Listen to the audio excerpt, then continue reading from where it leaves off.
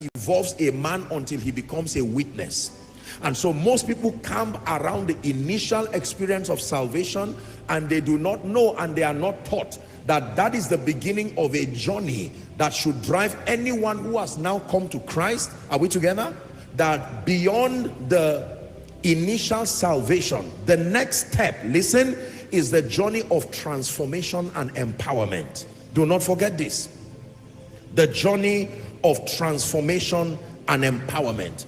The moment you see anyone who gets saved, in fact, I recall, and let me remind you again, that the greatest need from a spiritual standpoint, the greatest need of every unbeliever is what? Salvation. You still remember?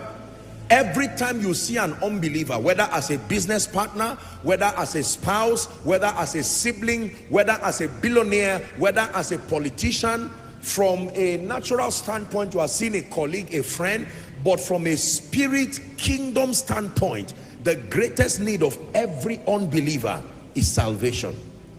They may not know, they may not be aware, they may not accept. Are we together?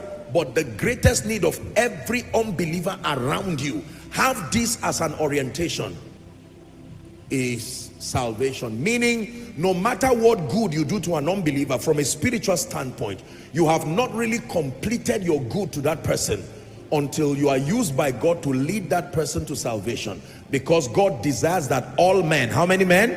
All men be saved, and then when they are saved, that they come unto the knowledge of the truth. Praise the name of the Lord. So the greatest need of an unbeliever is salvation. The greatest